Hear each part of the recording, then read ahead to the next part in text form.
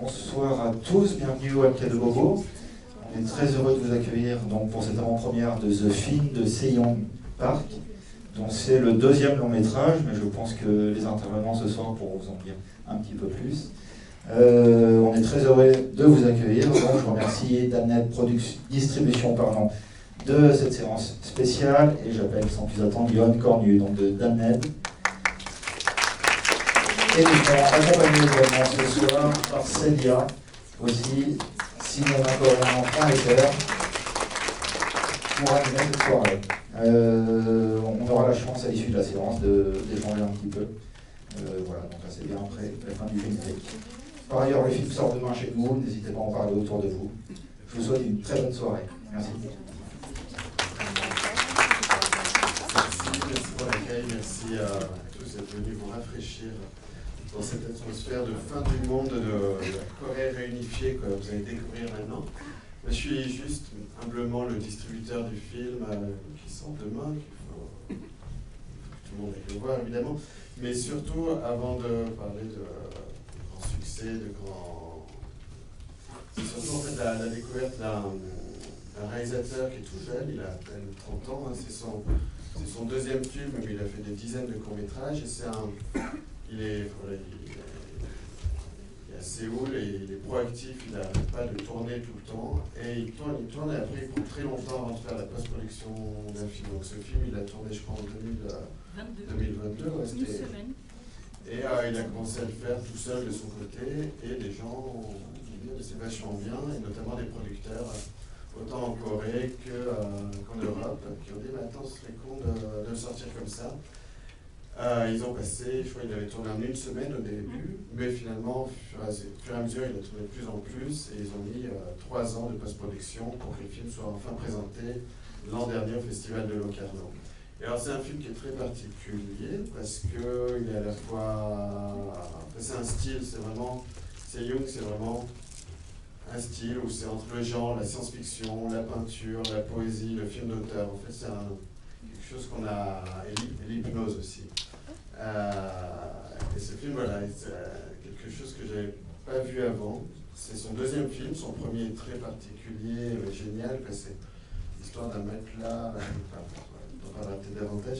Et voilà, en tant que distributeur, sortir ce film, c'était donner la possibilité qu'il se fasse identifier, connaître en France, et qu'il arrive à surprendre et voilà, à donner envie de suivre tous les films qu'il va faire prochainement. Et on a la chance, et je remercie Célia d'être avec nous ce soir, qui est beaucoup plus spécialiste du cinéma coréen que moi. Je connais moins, je connais bien, j'apprécie, mais voilà. Et donc Célia, merci d'être là pour faire une présentation du film et accompagner toutes les questions que vous pourrez avoir. À toi. Merci beaucoup d'être présente ce soir. Alors, je reconnais beaucoup d'habitués de cinéma coréen, du festival de cinéma coréen, mais je vois aussi beaucoup de nouvelles têtes, donc c'est extrêmement agréable de voir que vous avez la curiosité de venir ce soir voir une avant-première malgré toute l'offre rhétorique parisienne. Et c'est surtout que vous allez découvrir un auteur qui n'a pas été bien identifié en France, comme le disait Johan. Et donc, c'est grâce à la distribution que vous pouvez enfin voir un nouvel auteur, un nouveau cinéaste. Donc, c'est vrai, il a 30 ans tourné cette année, mais il a déjà fait une vingtaine de films, courts-métrages, vidéos. Et là, il est en train de faire la post-production sur le 3e long-métrage. Donc, c'est quelqu'un d'extrêmement prolifique, d'une énergie assez incroyable, assez épatante. Et donc j'ai moi-même été étonnée quand j'ai découvert ces 2 premiers longs métrages qui n'aient pas été sélectionnés chez nous parce qu'on a plein de festivals de films de genre. Et en même temps, le paradoxe, le cinéma qu'il aime, c'est pas forcément du cinéma de genre. Et tout ce qu'il a fait précédemment dans ses courts-métrages et ses vidéos, c'est pas forcément du genre non plus. Et donc, c'est vous donner un petit pied à l'étrier dans son monde, dans son univers, mais surtout ne vous y arrêtez pas, parce que ce qu'il va vous proposer à l'avenir va être aussi radicalement différent. Donc, restez curieux et continuez à soutenir le cinéma indépendant. Alors, pour vous expliquer un petit peu, pour ceux qui ne me connaissent pas, parce que bien que je connaisse des habitués, il y en a qui ne savent pas du tout qui je suis. Moi, je promets le cinéma coréen depuis 2011. Et je m'attache à mettre en valeur tous les efforts des distributeurs et des festivals ou de ciné-clubs pour que justement vous soyez nourris, alimentés de cette culture coréenne qui a explosé dans les années 2000, qui devient maintenant un nouveau standard de la pop culture grâce à tout le soft power avec la Hallyu. Donc toute cette vague culturelle liée aux séries, les K-dramas, la K-pop, maintenant la K-beauty par exemple. Et vous dire que il n'y a pas que Park Chan-wook, Bong Joon-ho par exemple, ou Kim Ji-woon, mais il y en a tellement plein d'autres. Et puis ce que moi j'ai promu en fait depuis 2011, c'est aussi des réalisatrices ou des cinéastes émergents. Et quand j'ai vu les films de Park Se-young, tout de suite je me suis reconnue dedans. Et la deuxième chose que je fais grâce à cinémacoréen.fr, c'est aussi promouvoir un genre méconnu en France qui est la science-fiction. Donc ça c'est vraiment mon credo. L'année dernière, j'avais ressorti la version restaurée de Save the Green Planet qui a eu le remake de Bugonia par Yorgos Lanthimos que j'avais présenté au PIF, au Max Linder l'année dernière. Et typiquement, c'est vous montrer des cinémas différents, des esthétiques différentes, des rapports, des sensibilités différentes. Et typiquement, Park Se-young est dans cette mouvance où on a une science-fiction qui n'est pas grandiloquente, bourré d'effets spéciaux comme c'est les faire en fait une grosse production en Corée, le blockbuster. J'ai accompagné des gros films aussi. Là, on est plus dans comment justement avec un film fauché, ça va pas coûter plus de 20 000 €, on peut vous raconter une alternative, quelque chose qui peut étrangement vous mettre un peu mal à l'aise parce que eh bien, vous allez reconnaître quelques codes de la dystopie. Et en même temps, ça va être une aventure sensorielle, immersive. Donc on vous parle depuis tout à l'heure de Park Se-young, mais qui est-il? Donc un jeune trentenaire qui s'est fait tout seul. Alors, on a une petite expression, c'est le fils de ses œuvres. Et bien c'est exactement ça. Il a appris le cinéma en prenant quelques cours, mais il était assez insatisfait de son école de cinéma à Kew Arts.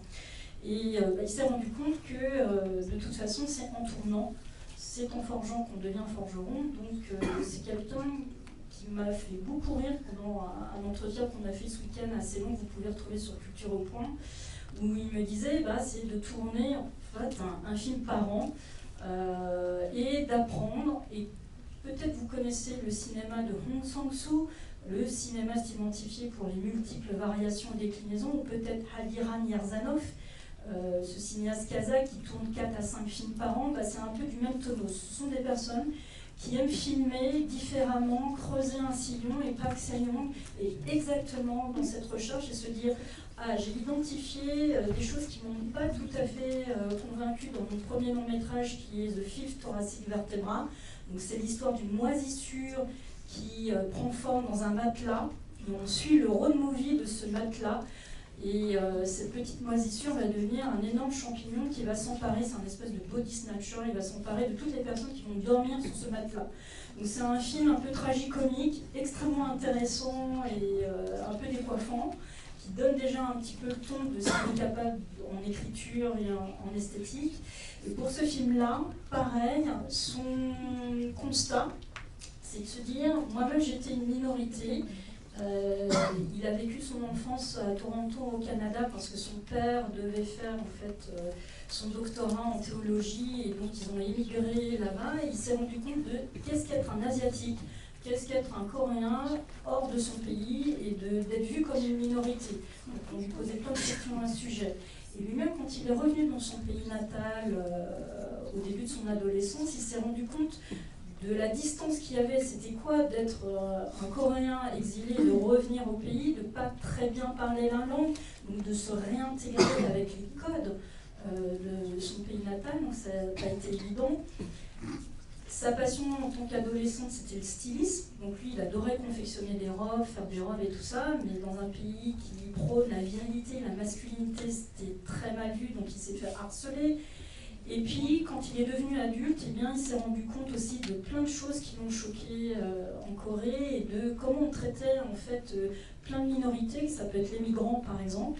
Et c'est l'une des réflexions qui va alimenter en fait ce film, vous allez vous en rendre compte, et notamment de comment on pousse hors de la capitale en fait ces personnes qu'on exploite.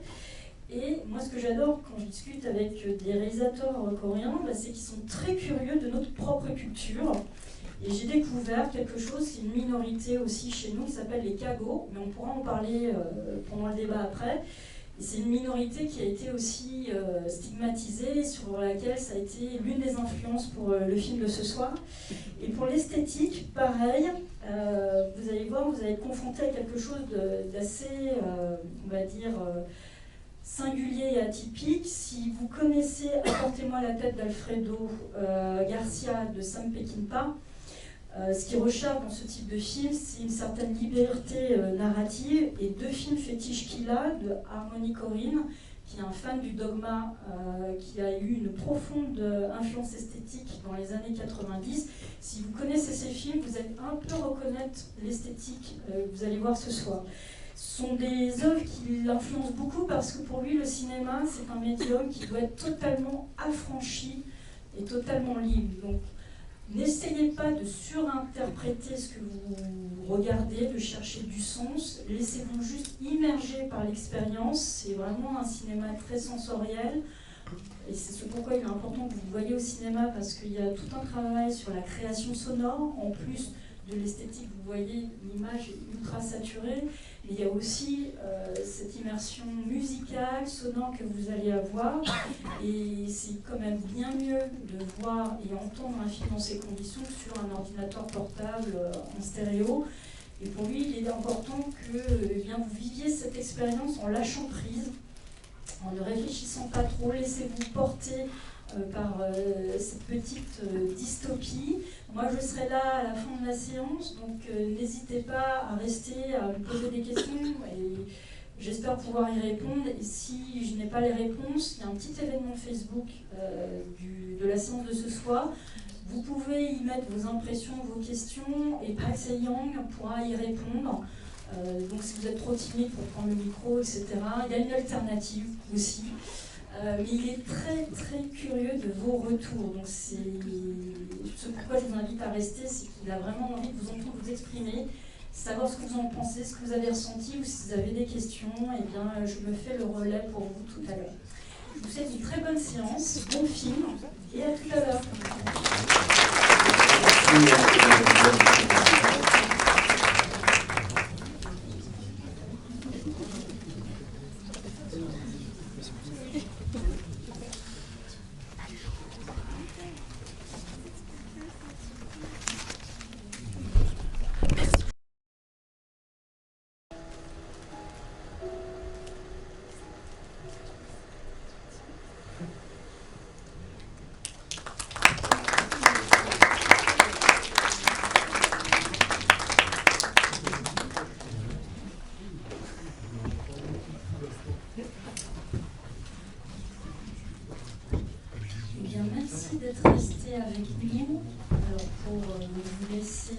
Sortir tout doucement.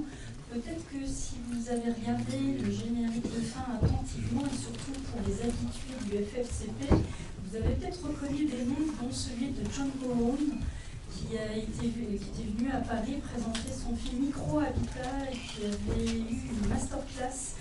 On avait présenté en fait ses courts-métrages. Et bien, elle est coproductrice du deuxième long-métrage de Place Saint-Denis. Et donc, c'est pour ça que vous avez peut-être des petits noms qui ont popé, on me dit « Ah tiens, ça me dit quelque chose ». Et notamment le casting, alors peut-être que vous ne les avez pas reconnus physiquement, mais celle qui joue Mia, Yamaji, est une personne qui, elle aussi, est un peu connue en Corée, puisqu'elle est actrice, compositrice, musicienne. Et celle qui fait Sujin, la fonctionnaire, elle est très très connue puisqu'il s'agit de Kim Home, qui a 121 000 abonnés sur Instagram, elle est très très connue pour ses chansons. Donc voilà, le casting féminin est plutôt bien repéré, et celui qui joue l'Oméga en guise d'intermédiaire, qui vient apporter l'aileron, le vestige du père, lui c'est un fidèle compagnon des films, des courts-métrages de Pâques Et c'est rigolo parce que lui-même faisait la remarque, il joue depuis ses premiers films et au fur et à mesure, ses rôles sont de plus en plus petits, on le voit de moins en moins. Donc là, vous ne le voyez pas beaucoup dans The Film, alors que dans ses premiers courts-métrages, il est là tout le temps. Voilà.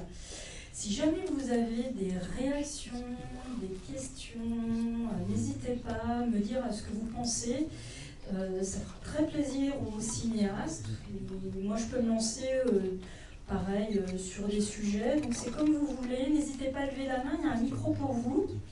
Et parlez bien dans le micro parce que du coup, ça permettra aux cinéastes d'entendre vos questions quand je vais lui envoyer la petite vidéo. Et voilà. Donc n'hésitez pas à lever la main. Et sinon, après, moi, je peux me lancer sur la genèse du film. C'est comme vous voulez, s'il y en a qui veulent réagir à chaud. Non, je commence. Vous êtes encore un peu timide. Après, je t'ai dit, si vous êtes super timide, vous pouvez poser vos questions ou publier vos commentaires dans l'événement Facebook et je fais un récap à Park Se-young dans la nuit.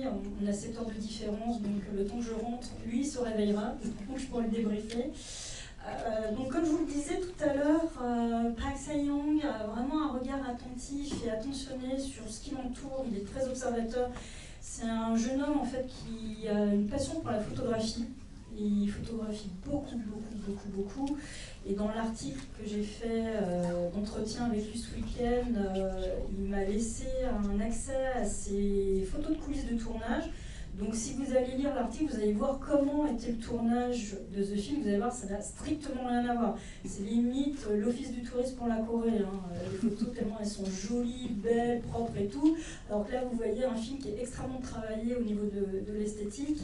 Mais du coup, c'est un jeune homme qui photographie non-stop tout ce qu'il voit, tout ce qu'il aime, ses chats, tout. Et il s'était rendu compte parce que pendant longtemps, depuis qu'il est revenu en Corée, il conduisait la moto. Et donc, comme c'est vraiment un garçon très indépendant, autonome, libre, très franc-tireur, lui, son moyen de locomotion, c'est d'être sur sa bécane. Et il a beaucoup parcouru son pays comme ça et il s'est rendu compte de plein de choses.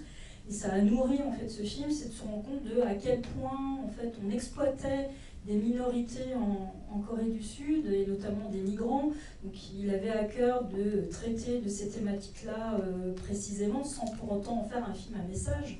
Et ce film est vraiment nourri de toutes ces observations quotidiennes et du traitement qu'on réservait à des personnes qu'on sous-classait dans la société coréenne, et de voir bien comment toutes les tâches les plus ingrates et les moins bien payées étaient toujours dévolues à des types de populations stigmatisées, ostracisées. Tout à l'heure, dans l'une des sources d'inspiration, je vous ai parlé des Cagots, cette petite minorité française. Alors peut-être certains et certaines ne savent pas du tout qui sont les Cagots. Alors pareil, son papa, comme il a fait des études de théologie, donc il a quand même une connaissance de la spiritualité très fine. Il y a un syncrétisme religieux en Corée qui est assez, on va dire, multiforme. Il n'y a pas que le bouddhisme, le chamanisme. La chrétienté est très prégnante dans la péninsule, avec les courants catholiques, protestants, évangéliques, toutes les petites familles liées à la chrétienté. Et donc, il y a des choses qu'il perçoit lui-même de sa propre éducation religieuse qu'il a eue dans sa famille. Et il est tombé en fait sur cette histoire de Cagots. Alors les Cagots, c'est les descendants donc des Visigoths. Ces ethnies barbares qui ont un peu terrifié l'Empire romain au tout début du Moyen-Âge. Donc on est entre le 2e et 3e siècle de notre ère. Et pour un peu acheter la paix avec ces troublions en Europe, en fait, les Romains ont décidé de leur laisser en fait du territoire en France, histoire d'avoir un peu la paix et qu'ils soient un peu loin de Rome. Et leur dire, vous allez avoir quelques territoires en Aquitaine. Et donc les Visigoths se sont installés dans cette partie de la France. Et ils ont adopté en fait une sous-branche de la chrétienté qui est l'arianisme, qui est vraiment une sous-division religieuse qui soi-disant beaucoup plus radical que le catholicisme. Et comme ils estimaient que les catholiques étaient des sous-chrétiens, ils ont un peu décimé les catholiques autour d'eux en Aquitaine, donc ils ont terrifié cette partie de la France, et donc est née de ces décimations une terreur, une frayeur des Visigoths. Et au fur et à mesure des générations, cette population a été stigmatisée de fait donc, de cette violence. Après, ils se sont intégrés, ils ont bien compris qu'il fallait arrêter d'être violents et de décimer leurs voisins. Et il y a eu après une grande peste, une grande épidémie de lèpre en Europe. Et pareil, ça a été un deuxième facteur de stigmatisation des Cagots, en disant en fait c'est à cause d'eux que la lèpre s'est répandue en France et notamment en Aquitaine, donc doublement stigmatisé, ostracisé. Donc Paxaillon s'est renseigné là-dessus. Et donc ce petit livre que vous trouvez dans les bibliothèques vous raconte tout de façon extrêmement synthétique, c'est hyper intéressant. Et c'est typiquement en fait, les sujets qui animent en fait, la réflexion de Pâques quand il veut raconter en fait, simplement des histoires et de se dire jusqu'au 19e siècle en France, on mettait au banc ces Cagots, ces héritiers de Visigoths, et alors ils n'avaient pas du tout la lèpre, c'était vraiment un préjugé, mais on leur avait fait un passage dédié dans l'église, ils passaient par le portail gauche, par exemple, il fallait qu'ils aient leur propre eau bénite dans un bénitier, ils n'avaient pas le droit d'approcher les autres populations, ils ne travaillaient que les métiers du bois parce qu'on considérait que le bois ne transmettait aucune maladie, ce genre de choses. Ça, ce sont des petites choses, des petites touches narratives que vous trouvez via les omégas, donc cette population ostracisée dans The Film.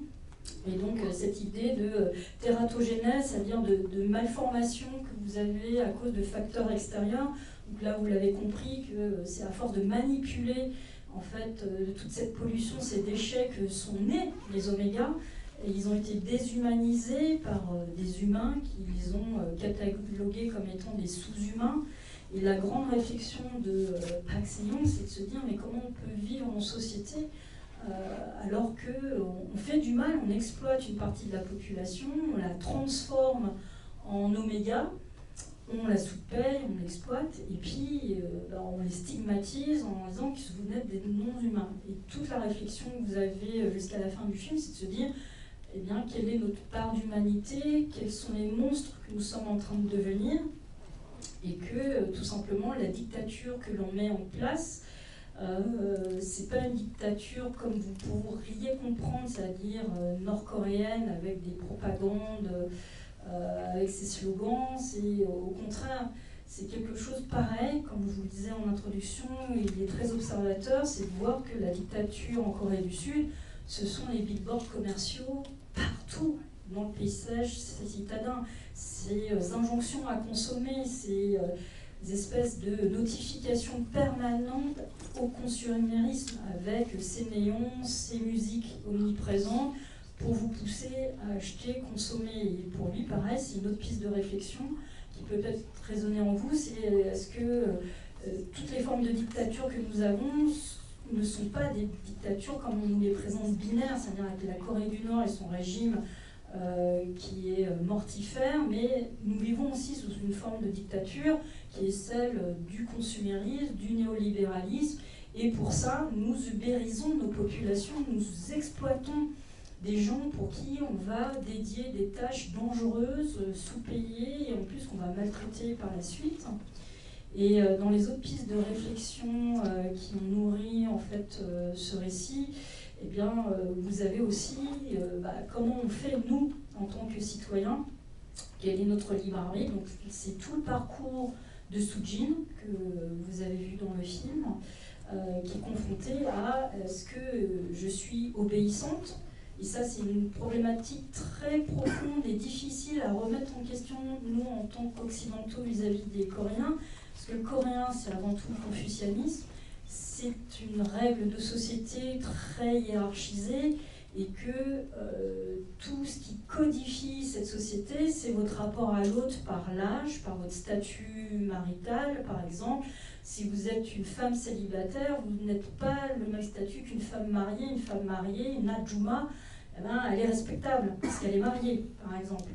On ne s'adresse pas de la même façon. Moi, si je parle à une autre femme et qu'on a un âge différent, bien, la personne qui est plus jeune que moi me doit un peu plus de déférence, parce que je suis son aîné, ne serait-ce de quelques mois ou de quelques années. Tout ça compte en fait dans la société coréenne, et Park Se-young tire en fait le fil de jusqu'au bout, si on va au bout du raisonnement de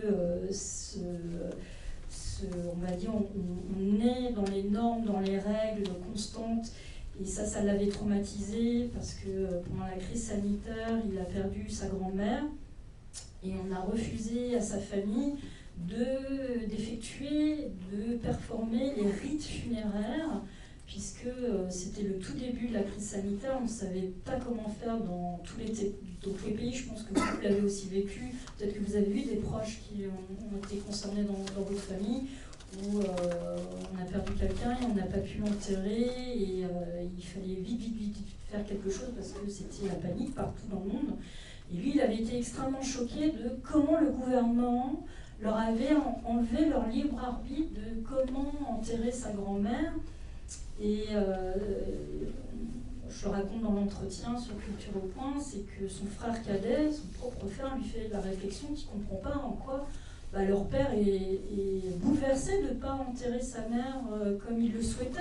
Tout simplement que pour leur père, c'était extrêmement violent de perdre sa maman déjà dans ces conditions, et surtout de ne pas pouvoir l'enterrer comme elle le souhaitait.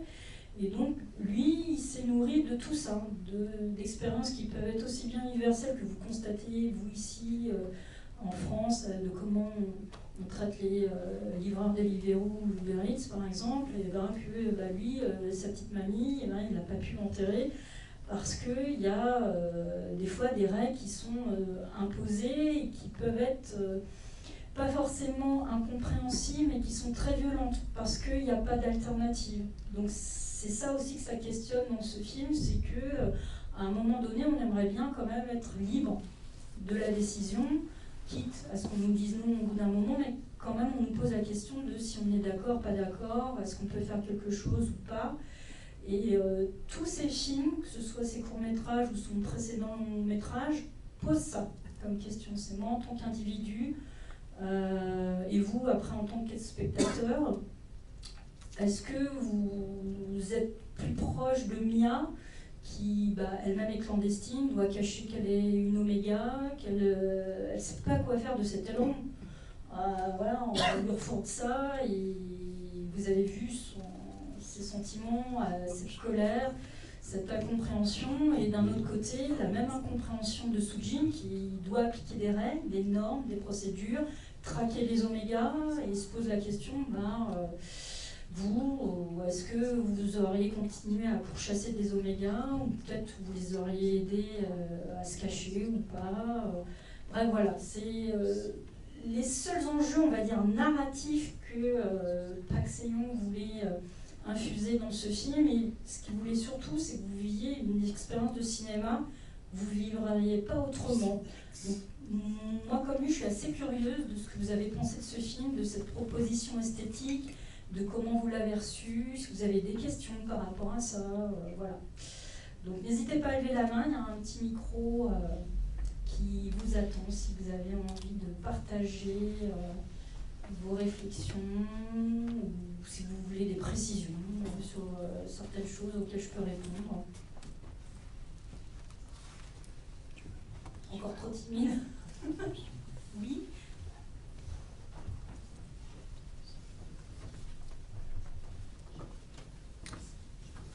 Bonsoir, merci beaucoup. Alors moi c'est plutôt une question par rapport à un contenu du film. Moi j'ai été très agréablement surpris, encore surprise par le film. J'étais très conquis, très dedans. Je suis encore complètement traversé par ce que je viens de voir, mais je m'interroge un peu sur une image un peu filée autour du poisson, du pêcheur, ces communautés de pêcheurs qui sont du coup coupées de leur ancien métier. Ce mur aussi qui coupe de la mer, l'image de la fin de la mer qui est vraiment sublime, un peu le lien aussi à la ressource en eau, économiser l'eau, un peu toute cette métaphore filée, autant de la ressource en eau que de la pêche et des poissons. Même eux, les oméga, forme d'hybride poissonique. Voilà, donc est-ce que vous pouvez Alors, dire par tout à rapport fait. ça? Alors, notamment dans ses précédentes œuvres, il y en a une qui est un documentaire, même docu-fiction, qui s'appelle The Revenant Princess, qui réutilise un peu les mêmes motifs esthétiques, et puis avec cette voix off, avec une musique qui revient régulièrement, mais qui traite en fait de Adjuma, de femmes d'un certain âge mariées et qui se retrouvent dans un club pour danser, etc. Et on retrouve en fait cette thématique vraiment un peu similaire en termes de ressenti et d'image. Donc c'est quelque chose, c'est vraiment, si vous suivez vous pouvez aller sur son site, il y a toutes ces œuvres qui apparaissent, donc vous pourrez y jeter un coup d'œil, vous allez voir qu'il y a des choses qui se répondent, qui se poursuivent et se continuent, donc je vous conseille de jeter un œil à Revenant Princess. Et concernant effectivement tout ce motif et cette métaphore filée sur la pêche, etc., ça vient d'un vrai constat. Pendant longtemps, en fait, alors, pour remettre déjà dans le contexte, la Corée est une péninsule entourée donc de mer et d'océan et se considère un peu comme une île puisque comme en fait elle est coupée par la Corée du Nord du continent, on peut considérer la Corée du Sud comme une petite île. Mais toujours est-il que, étant très entourée d'eau, tout ce qui est lié effectivement à la pêche et à l'industrie maritime est très très très très important. Et donc les villes côtières ont effectivement des traditions avec des industries qui ont été très très fortes pendant longtemps, jusqu'à en fait ces 20 dernières années où, comme il y a eu tout un exode rural, puisqu'il y a eu un peu une marche forcée de modernisation du pays depuis les années 60, eh bien, l'exode rural a fait que les concentrations de population sont allés faire Busan, qui est un peu l'équivalent de notre Marseille, ou Séoul, notre Paris coréen, et que bien, des personnes qui se sont exilées de leur territoire maritime n'avaient plus de connexion en fait, avec aussi des activités de loisirs ou de leur métier qui étaient liés soit à la pêche ou à la poissonnerie. Et notamment, donc c'est ce pourquoi l'un des lieux de décor et d'action est ce club de pêche, c'est que eh ben, y en a pour qui en fait la pêche est un manque. Et d'être en ville, eh bien, il n'y avait plus ce rapport à la mer et ce plaisir de pêcher. Et donc on recréait de façon artificielle des clubs de pêche. Donc il y a eu toute une mode en ville de création de clubs de pêche. Et que, pareil, ça fait partie des observations, et c'est pour ça que cette esthétique est très prégnante dans le film, mais aussi dans d'autres, c'est que Park Seo-young adore filmer les mutations, les transformations des lieux, des gens, de plein de choses. Là, je vous parlais du FIF thoracique vertébra, on voit l'évolution d'une moisissure qui se transforme en champignon dans un matelas, et là, il adore montrer en fait ces transformations. Donc il y a tout un travail esthétique et de direction artistique là-dessus. Et là, ce qu'il avait envie de filmer, c'est ces disparitions, notamment celles des clubs de pêche, qui ont bien existé, qui ont été fréquentés, où les gens venaient se rassembler pour reprendre ce petit rituel de pêche un peu collectif. Sauf que lui-même, quand il a tourné cette semaine de tournage très serrée en novembre 2022, il s'est rendu compte qu'il lui manquait quelques plans, qu'il voulait retourner, et le club de pêche a été détruit. Le bâtiment a été rasé pour être transformé en une arcade de jeux vidéo. Et donc c'est ce qu'il filme aussi très régulièrement dans ses autres œuvres, c'est le pali-pali, c'est-à-dire vite, vite, vite. En coréen, c'est la transformation, la modernisation donc, de l'architecture. Quand on avait eu les années France-Corée en 2015-2016, il y avait eu de super colloques à la Cité de l'Architecture. Et je pense qu'ils sont encore en ligne. On parle aussi de toute cette mutation, transformation en fait, architecturale.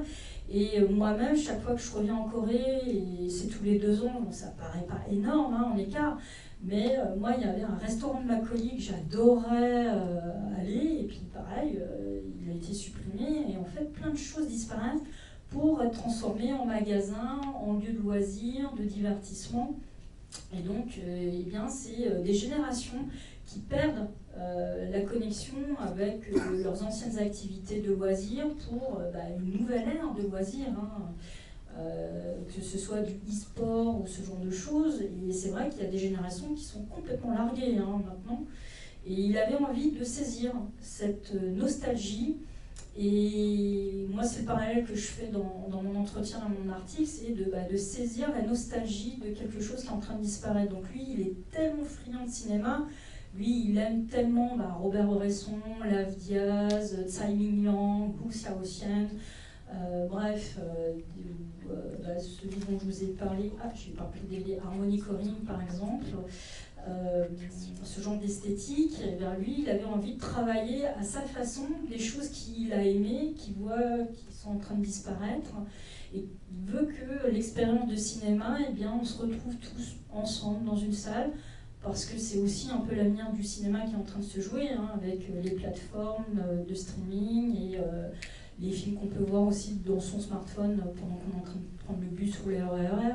C'est de se dire, eh bien, on va peut-être avoir ce moment nostalgique de cinéma qui va bientôt disparaître. Ça se trouve, la salle de cinéma ne va plus être une salle de cinéma, et c'est pour ça aussi, vous voyez à Paris, les salles de cinéma se posent des questions, changent un peu leur positionnement, essaient de faire d'autres activités annexes, parce que l'une des grandes paniques, alors qu'on est le premier pays au monde à avoir un maillage très dense de salles de cinéma et de proposer une telle diversité de films à l'affiche toutes les semaines, c'est de se dire, eh bien, la fréquentation elle est peut-être en train de s'éroder et qu'il faut peut-être proposer d'autres choses au public pour qu'il continue à venir et à se rassembler collectivement. Et pour moi, ce film est un peu un parallèle entre vous et nous dans une salle de cinéma, on se retrouve hein, pour voir un film, éprouver quelque chose, des sensations, des émotions, hein, un peu comme si on allait chercher notre fameux poisson grâce à un film qu'on découvre sur la toile. Et eux sont tous ces petits gars et ces petits vieux et ces petites vieilles qui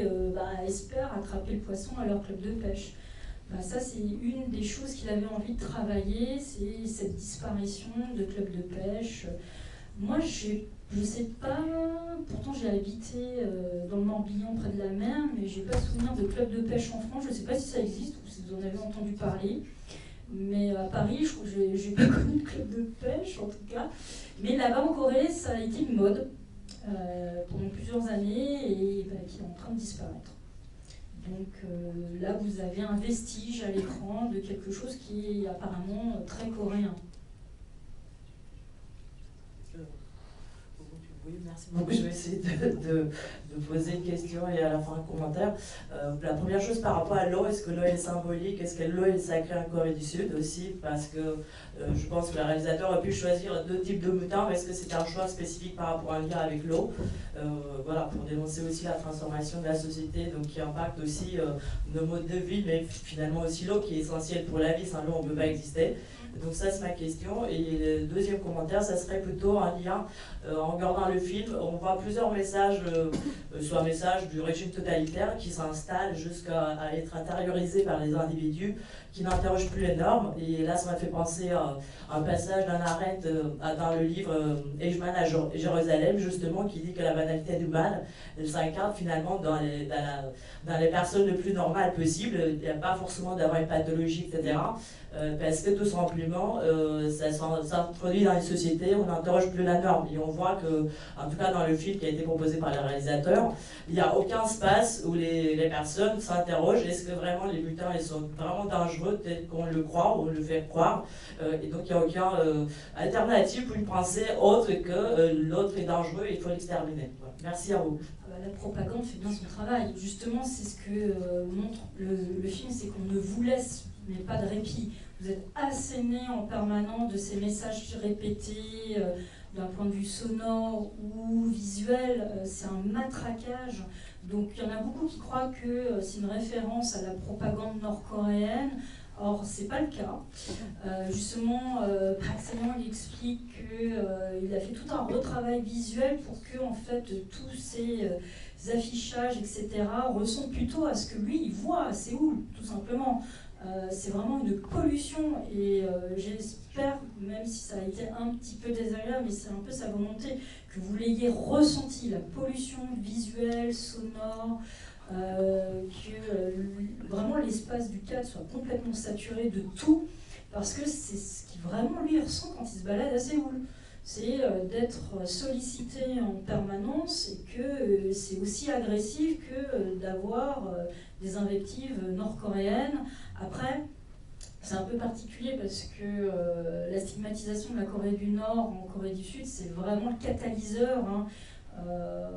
Pour eux, c'est un peu l'agent du mal, alors que c'est juste leur frère. Hein. Il y a des familles séparées depuis plus de 50 ans et qui aimeraient bien se retrouver. Mais quand vous allez en ville, vous êtes asséné, par exemple, par des messages de propagande, de délation, de dénonciation qui sont appelés le 113 pour dénoncer un potentiel espion nord-coréen, par exemple. Et ça, par exemple, vous l'avez aussi dans les petites affichettes dans le métro et ce genre de choses. Donc toute cette pollution visuelle, sonore, de toute façon, est travaillée de façon extrêmement volontaire. Mais sans que ce soit en fait un relent de propagande nord-coréenne, mais plutôt de vous sensibiliser à ce que nous, en société occidentale, nous vivons au quotidien. Là, vous avez un centre commercial juste à côté, et pareil, hein, on a des écrans qui pop non-stop de sollicitations et d'incitations. Donc ça, c'était plus ça qui était en fait travaillé. Et effectivement, comme vous le soulignez, il y a tout un propos sur la dégradation environnementale et écologique. Et donc, de toute façon, l'eau est un des on va dire, éléments de base de la cosmogonie asiatique. C'est vraiment l'un des éléments maîtres dans on va dire, la spiritualité orientale, et que, comme je vous le disais, la péninsule est vraiment entourée d'eau, donc il y a vraiment beaucoup de symbolique liée à l'eau. C'est un motif qui apparaît dans d'autres œuvres de Park Se-young, donc je vous parlais de Revenant Princess notamment. C'est un court-métrage qui m'a montré que j'ai vraiment adoré, parce que je ne m'attendais pas du tout à ce que j'allais voir, et je ne pensais même pas que c'était un documentaire, et qui est extrêmement bouleversant sur ces petites adjumas qui ont vécu chacune des souffrances et des traumatismes, et la façon dont c'est mis en scène, c'est extrêmement prenant et émouvant.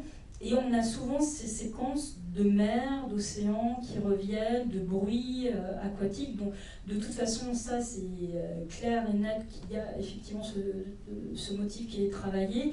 Mais c'est l'un des fils rouges travaillés, hein, c'est de voir comment tout est pollué.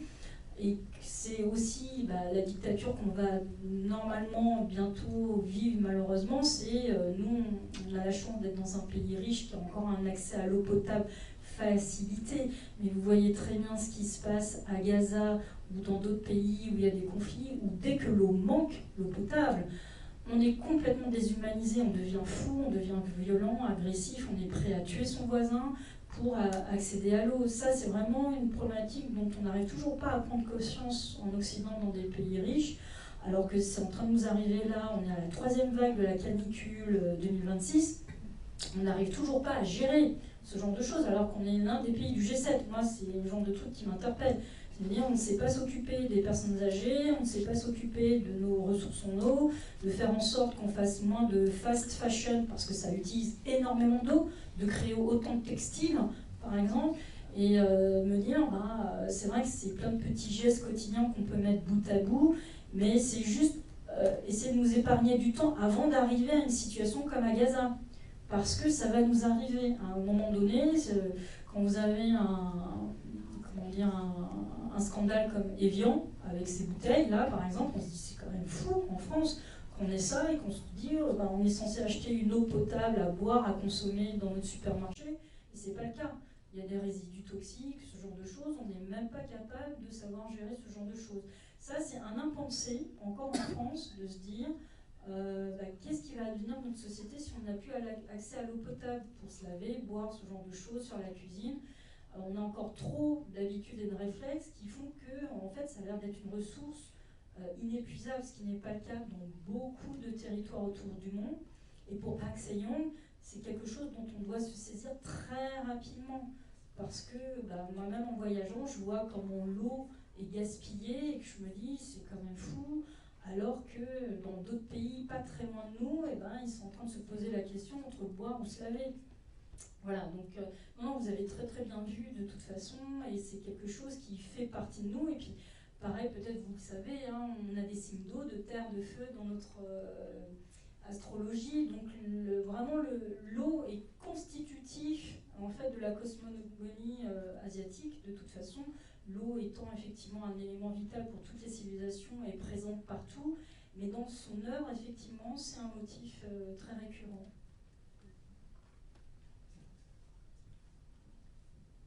Bonsoir, j'ai deux petites interrogations complémentaires sur la couleur et le travail de la couleur dans le film qui est clairement très présent et qui a un aspect esthétique vraiment intéressant.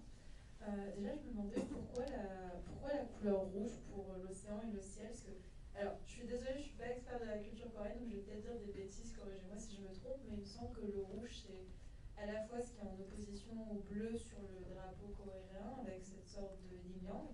Donc c'est intéressant parce qu'on évoque le bleu de l'océan justement dans l'intro du film, et puis après on le voit avec ce rouge sang. Et en plus de ça, il me semble que dans les cultures sud-est asiatiques, dont la Corée fait partie, c'est plutôt normalement une couleur associée au positif, à la protection contre le mal, et là c'est quelque chose qui est très négatif au final, qui représente la pollution. Donc là, ça avait cette petite interrogation sur le symbolique du rouge. Et aussi, je me demandais comment il avait travaillé la couleur, parce qu'il y a des moments, notamment sur la fin, là, sur les dernières images, on sent une sorte de grain dans la couleur qui est très beau. Et du coup, je me demandais si c'était de la post-production numérique ou plutôt du travail pratique avec des filtres réels sur caméra, parce que c'est vraiment très impressionnant. Que ce soit l'un ou l'autre, le rendu est très impressionnant. Et je me demandais du coup, d'un point de vue technique, comment il avait fait. Alors, vous aviez une bonne intuition. Le jeu était de vous affranchir de vos codes auxquels vous êtes habitués, en disant l'eau égale le bleu ou le vert, etc. Donc de toute façon, c'est prendre un parti pris totalement radical en disant on va tout changer. Et pareil, dans Revenant Princess, il utilise ça aussi, donc c'est un peu perturbant parce que on voit les petits flots, et puis en fait, c'est pas la couleur des petits flots, c'est purement volontaire. C'est de montrer, de toute façon, de vous déstabiliser dans votre perception, et c'est pour ça qu'il était un petit peu impatient de connaître vos ressentis par rapport à ça, c'est de comment vous avez reçu ça, parce que c'est fait exactement pour vous déstabiliser, et de vous montrer quelque chose qui pourrait peut-être se passer, qui un jour, si nos eaux sont polluées, elles vont peut-être radicalement aussi changer de couleur. Hein, tout simplement, elles risquent de virer au rouille et qu'elles soient totalement imbuvables. Donc l'idée est de toute façon vous proposer quelque chose de déroutant, déstabilisant.